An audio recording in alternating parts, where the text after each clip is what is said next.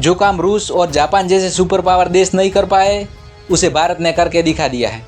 दरअसल हाल ही में आई इस खबर ने तहलका मचा दिया है कि अमेरिका और चीन के बाद भारत दुनिया का तीसरा सबसे बड़ा ताकतवर देश बन चुका है।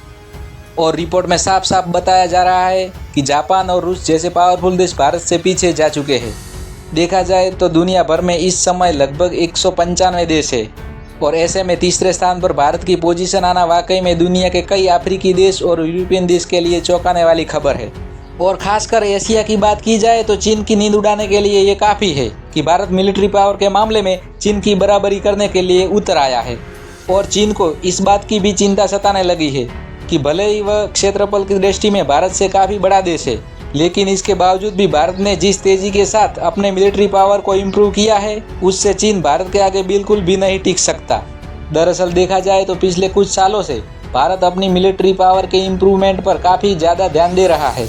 और ऐसा इसलिए क्योंकि चीन दिन प्रतिदिन भारत के लिए मुसीबत बनता जा रहा है। क्योंकि पिछले दिनों हमने देखा कि चीन न सिर्फ मालदीव, बांग्लादेश और नेपाल जैसे देशों को अपने कंट्रोल में लेने की कोशिश कर रहा है, बल्कि इन देशों को भारत के खिलाफ भड़का रहा है ताकि इन देशों के माध्यम से चीन भारत को घेर सके और भविष्य में भारत के चारों तरफ चीन का ही दबदबा रहे। क्योंकि हमने आपको पहले ही बताया था कि चीन हरगिज नहीं चाहता कि भारत जैसा देश जो तेजी के साथ डेवलप कर रहा है, वह एशिया में रहकर चीन जैसे देश को सीधी चुनौती दे।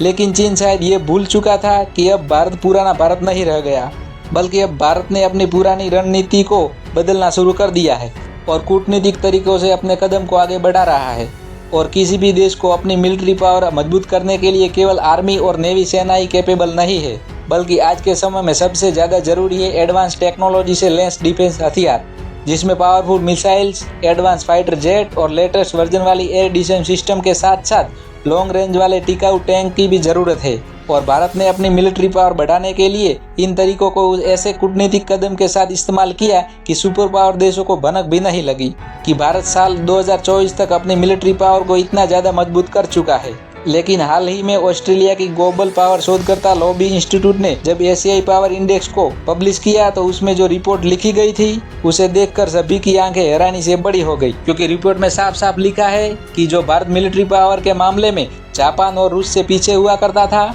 वही भारत इतिहास के सभी रिकॉर्ड तोड़ते हुए और साथ ही रूस और जापान जैसे सुपर पावर देश को ओवरटेक करके तीसरी पोजीशन पर अपनी जगह बना ली है। इसमें अमेरिका पहले नंबर पर है और चीन दूसरे नंबर पर देखने को मिला, जबकि जापान की पोजीशन खिसक कर चौथे नंबर पर चली गई है और रूस सुपर पावर होते हुए भी 6वें नंबर पर खिसक गया है। यानी कि आज के समय में भारत भले ही तीसरे नंबर पर देखने को मिल रहा है, लेकिन भविष्य का सुपर पावर भारत ही कहा जाएगा, क्योंकि भारत चुनिंदा देशों की लिस्ट में शामिल हो चुका है।